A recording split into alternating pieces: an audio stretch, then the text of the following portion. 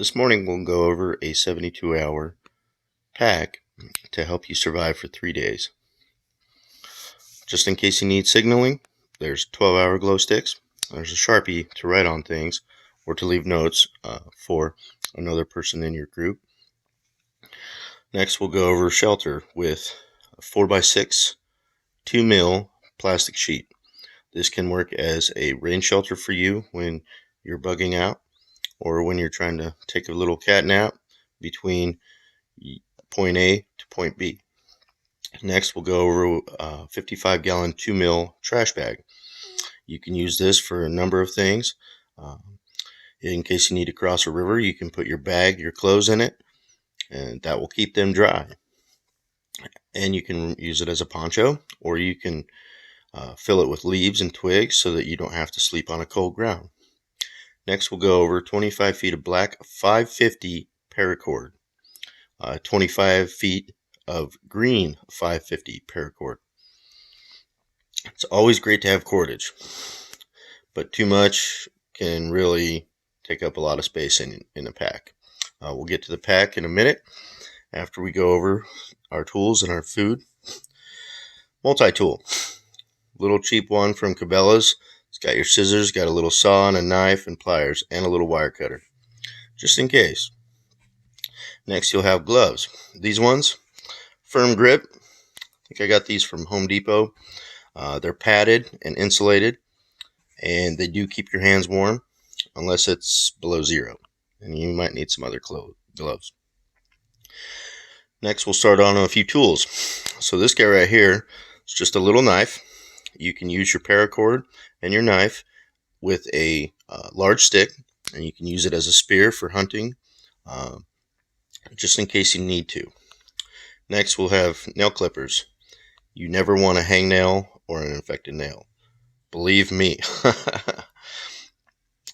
This little guy right here is a faucet key for your outside water faucet. Very, very helpful. In my bug out bag, I have one that's actually 4 different sizes. We'll go over that in a different video. Another piece of tool is, hopefully you're not in an EMP attack, but this guy right here, the power pod, let's see if it will focus, but probably not. Anyways, what this power pod does is it ejects your charge port.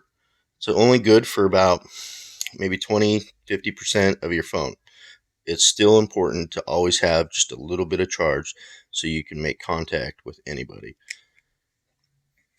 if there's no EMP attack. So I guess I got a little redundancy here with knives.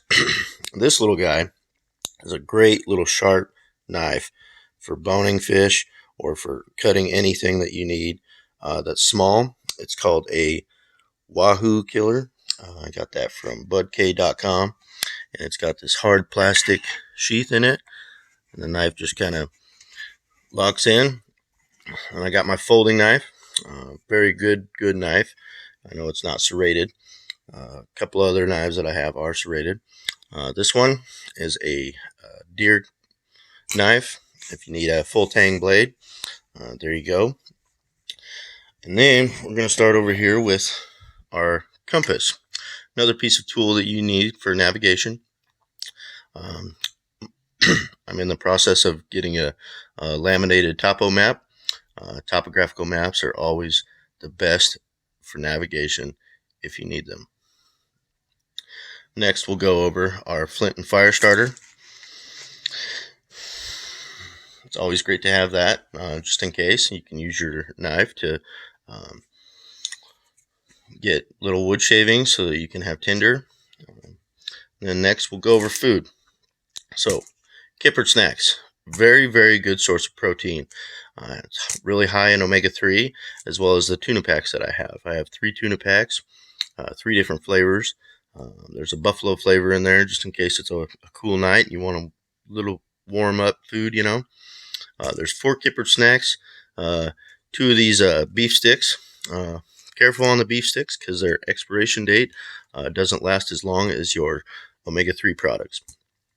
Same as your Cliff Bars. There's 3 of those in there, and they're a very good source of protein, and they can keep you going for a little while. So we'll move on to this little pouch right here.